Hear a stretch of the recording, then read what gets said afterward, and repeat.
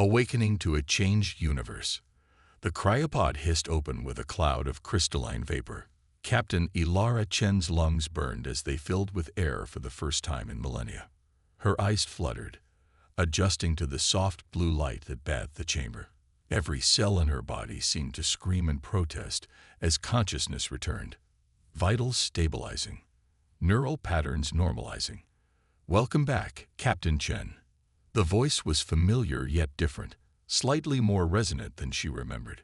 Ilara tried to speak, but her throat felt like sandpaper. She managed only a raspy cough. "Water," she finally croaked. A mechanical arm extended from the wall, offering a clear cup. Ilara drank greedily, the cool liquid bringing immediate relief. Her mind began to clear, memories surfacing like bubbles in dark water.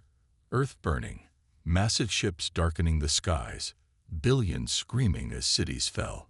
The Exodus fleet, humanity's last desperate gamble. "NEXUS," she said, recognizing the AI's voice. "Status report. I am pleased to report successful completion of primary mission parameters, Captain," the AI responded. "Outpost Helios is fully operational.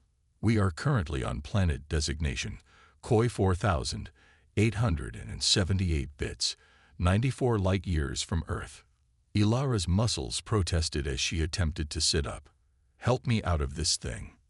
The cryopod support systems disengaged, and NEXUS guided her through a series of movements to restore circulation. Ilara's navy blue uniform hung loosely on her frame. She'd lost weight during stasis. "How long?"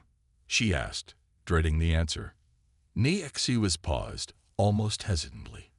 "You have been in cryostasis for 51,427 Earth years, 3 months, and 17 days. The number struck Ilara like a physical blow.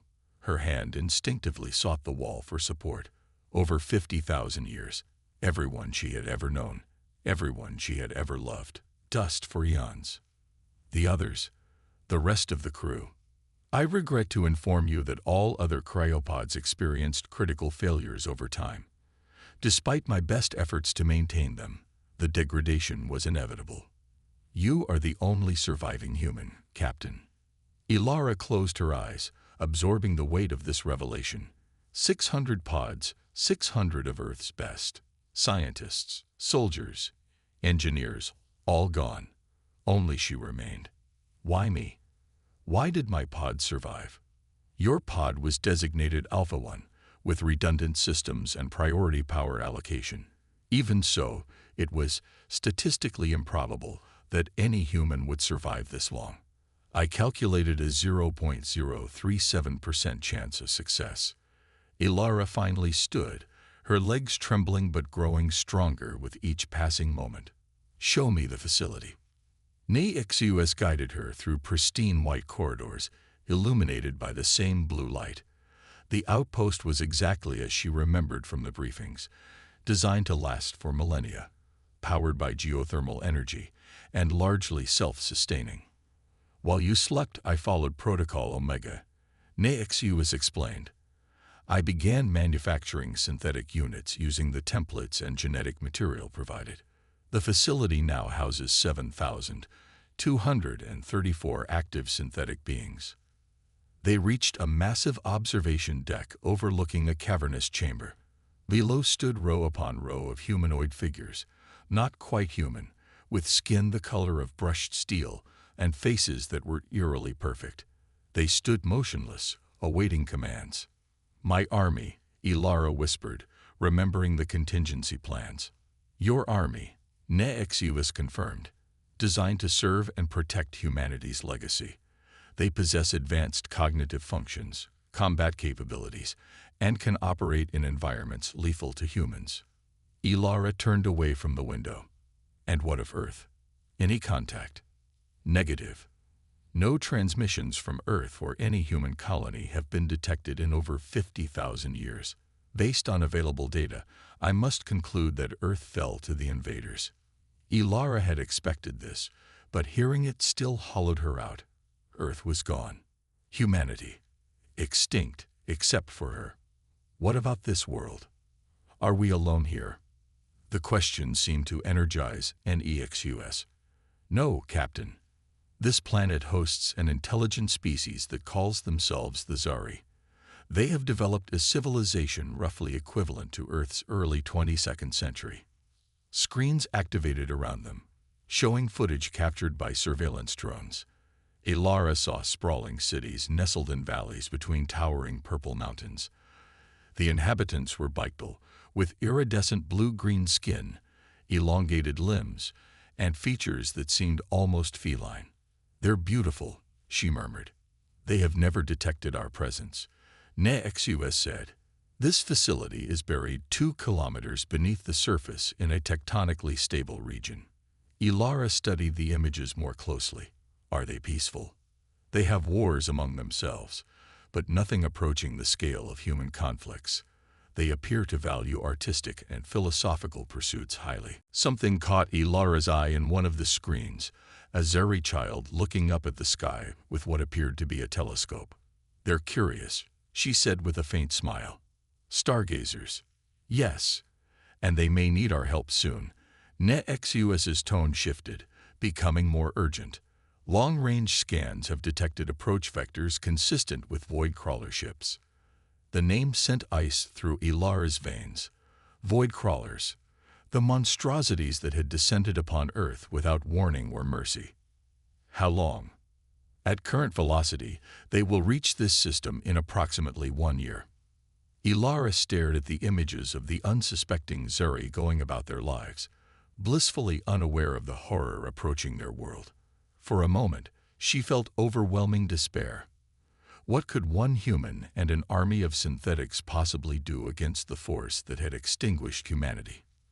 But then something hardened within her. She straightened her shoulders and turned to face the nearest camera that represented NEXUS's presence. "Begin full activation of all synthetic units. Prepare tactical simulations based on all historical data of voidcrawler battle strategies." And she paused, looking again at the images of the Zori. "Prepare a first contact protocol. I need to learn everything about the Zeri, their language, culture, social structures." "You intend to make contact?" NEXUS asked. "Yes. We can't fight this war from the shadows. The Zari deserve to know what's coming, and they deserve a chance to stand with us." "This is a significant deviation from original mission parameters, Captain." Ilara smiled grimly. "The original mission was to preserve humanity. I'm the last human, NEXUS, and humans don't hide while others face destruction. We stand and fight, especially against those who took everything from us." She looked back at the army of synthetics below. "Designate a command unit. I'll need a liaison." Unit Scene 001 has been prepared for this purpose. It has been loaded with enhanced diplomatic and strategic programming. "Bring it here. We have a lot of work to do." When HFY 001 arrived, Ilara was surprised by its appearance. Unlike the others, this synthetic had been crafted to appear more human. Subtle imperfections added to its features, its movements more fluid and natural. "Captain Chen," it said, its voice a rich baritone, with just the slightest mechanical undertone. "I am Solan 001, designated as your command liaison. How may I serve humanity?" Ilara studied the synthetic being, noting the intelligence in its eyes. Not human, but something new. Perhaps the next evolution of what humanity had created. "What should I call you?" she asked. "My designation is Solan 001. "No, your name. If we're going to work together, I need to call you something." The synthetic paused, processing. "I have no name beyond my designation." "Then I'll give you one," Ilara said.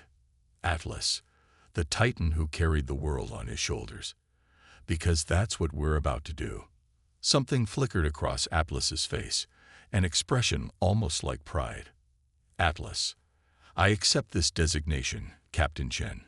Ilara turned back to the screen showing the Zori world above. "Prepare a surface expedition. Small team, minimal equipment. I want to see this world with my own eyes before we change it forever." As she gave these orders, Ilara felt the weight of history, of humanity's entire legacy, settling upon her shoulders. She was the last human, awakened after 50 millennia to face the same enemy that had destroyed her world. But this time, she wouldn't be fighting just for humanity. This time, the battle would be for all sentient life that deserved to exist free from the shadow of extinction. The Alliance and the Last Stand. The surface of Koi 4,878 bits was breathtaking. Ilara stood at the mouth of the hidden entrance to their underground facility, breathing in air that smelled of alien spices and sweet minerals.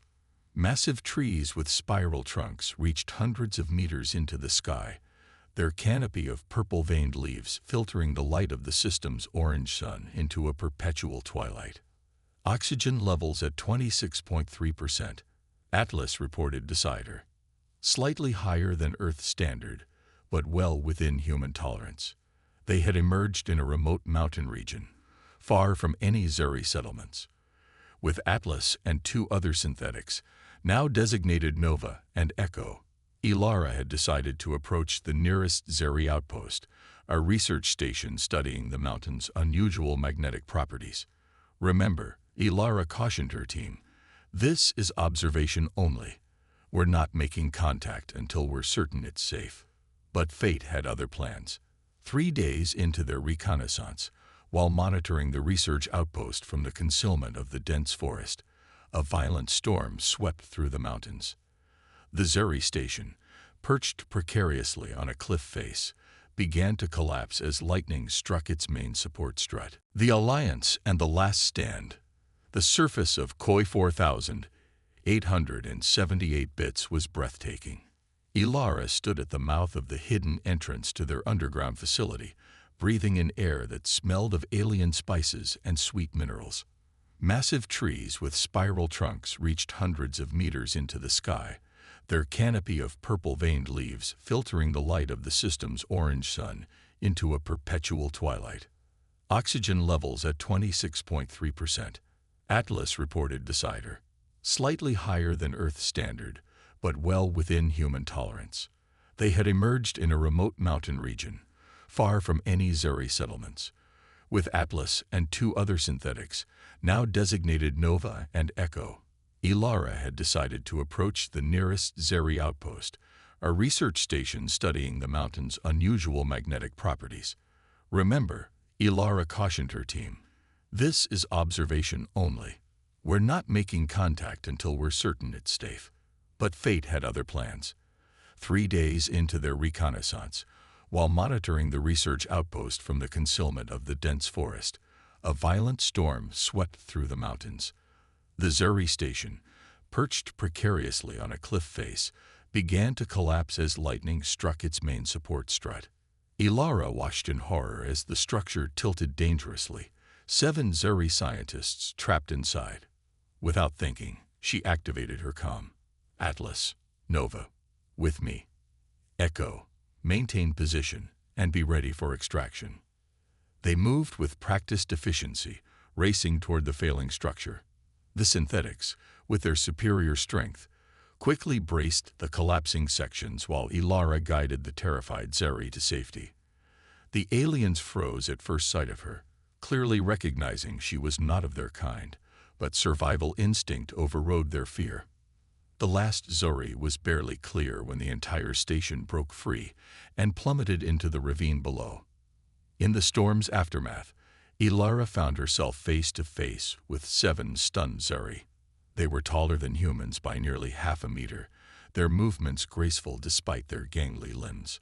Translator implants allowed Ilara to understand their musical language. "What are you?" asked the eldest, a female with deeply patterned skin that Ilara would later learn signified her status as a senior scientist. "My name is Captain Ilara Chen," she replied. "I am a human from a world called Earth, very far from here. These are my companions." She gestured to the synthetics. The senior scientist studied her intently. "I am Tauris, lead xenogeologist. You saved us when you could have remained hidden." "Why?" "Because it was the right thing to do," Ilara answered simply. This response seemed to resonate deeply with the Zari. Tellris performed a graceful gesture, hands crossing over her chest, then opening outward. Then we owe you the debt of life. By Zari custom, this makes us kin. And so, rather than the careful diplomatic approach Ilara had planned, first contact was established through an act of compassion, a foundation that would prove crucial in the days to come. Tellris and her team brought Ilara to Vashtarai, the nearest city, and a center of Zari learning. The initial shock of alien contact rippled through Zari society, but their inherently curious nature quickly transformed fear into fascination. The Zori Grand Council, a body of 13 elders representing various regions and disciplines, convened an emergency session. Ilara stood before them, feeling the weight of both humanity's past and this new civilization's future. "We have monitored your kind for many years," she explained honestly. "We remained hidden because we did not wish to interfere with your natural development. But circumstances have changed." She activated a holographic display, showing the approaching Voidcrawler fleet. "These beings destroyed my world and countless others. They will reach your system within 1 year. I have come to warn you, and to offer an alliance." Skepticism was immediate. "If these creatures are so powerful they destroyed your civilization," asked one elder, "how can we possibly stand against them?" "Because we have had 50,000 years to prepare," Ilara replied, "and because we will stand together." The debate raged for days. Many Zeri refused to believe the threat, while others wished to attempt peaceful contact with the approaching vessels. But Tellris and her scientists, who had studied Ilara's evidence most closely, became her strongest advocates. In the end, the council voted 8-5 to accept Ilara's offer of alliance. Construction began immediately on a joint defense system, integrating advanced human technology with the Zeri's unique understanding of their planet's resources. The Zeri proved remarkable allies. Their society, built around collective problem-solving and artistic innovation, approached challenges from angles Ilara would never have considered. Where human military thinking emphasized force and direct confrontation, the Zeri developed sophisticated misdirection strategies and environmental countermeasures. Atlas, serving as Ilara's right hand, became an unexpected bridge between the two cultures. The synthetic's adaptive programming allowed it to integrate Zeri philosophical concepts into its tactical models, creating hybrid strategies that leveraged both civilizations' strengths. "They see patterns differently than we do," Atlas observed to Ilara one evening as they reviewed defense simulations. "Humans think linearly, action and reaction. The Zeri think in spirals, how actions flow into and around each other." Ilara nodded. "Integrate their approach with our technology. It might give us an edge the Voidcrawlers won't expect."